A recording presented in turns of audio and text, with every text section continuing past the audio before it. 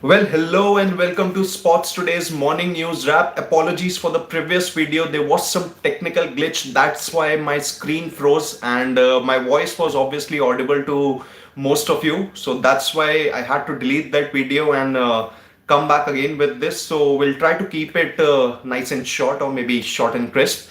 So thank you so much for joining us. Thank you so much once again for the 500k subscriber mark. It's because of your love that we have been able to do so many videos or so many good things on the Sports Today YouTube channel.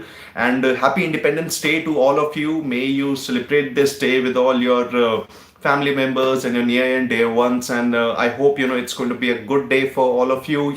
You celebrate it with your all your near and dear ones. So let's just get to all the news that made the headlines on various in various newspapers on various digital platforms. Starting with obviously Vinesh Fogat's disqualification case. Well, the Court of Arbitration for Sport has rejected Vinesh's appeal, and which means that Vinesh is not going to be awarded a joint silver medal. It comes as a huge blow to Vinesh and all the support staff and all the Indian Olympic contingent at the Paris Olympics, and also the Indian Olympic Association, who had tried really hard to make sure that Vinesh is awarded that joint silver medal.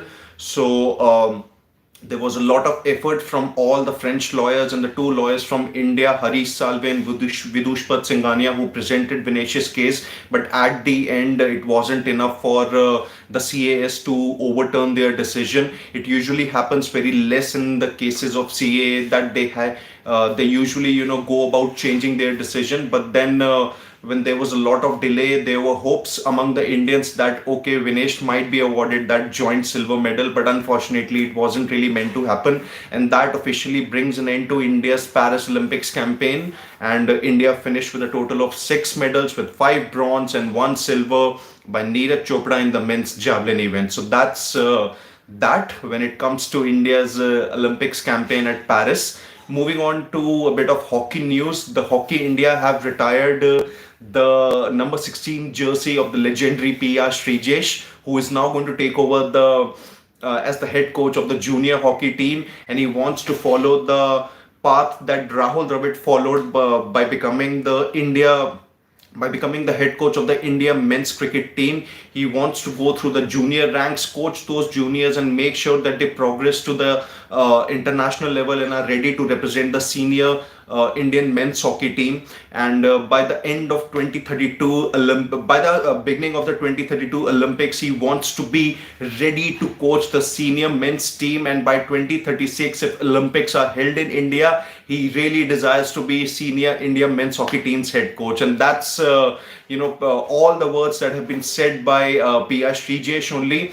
So that's a good move as far as Srijesh is concerned. He wants to go through that process and not just straight away jump into becoming the head coach of the India men's hockey team at the senior level. He wants to go through that process, and that's I think would also make sure that the junior players would not just use Sri Jesh's experience, but how can they really make themselves better individuals both on and off the field is something that the two-time Olympic medalist would be looking to pass on his knowledge to all these youngsters. And moving on to a bit of a cricket news. Mone Mokkal has been appointed as the bowling coach of the Indian men's cricket team. Well, it's a good move for knowing that Gautam Gambhir has finally got the support staff that he wished for. And as far as Mone Mokkal is concerned, Gambhir and Mokkal worked together at the Lucknow Super Giants franchisee when Gambhir was the mentor of the franchise.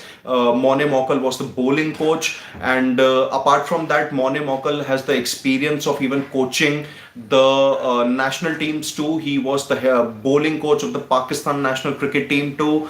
He has even coached the New Zealand women's cricket team that was before the 2023 Women's World Cup. And then overall, he also has the experience of being the bowling coach of the Namibia men's team. So that's, I think, pretty much about it when it comes to the Mone Mokkal news. And his contract is going to begin from September 1st.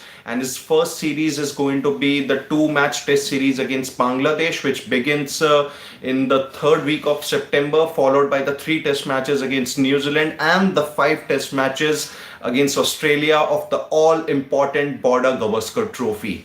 So that's pretty much about it as far as Indian cricket setup is concerned.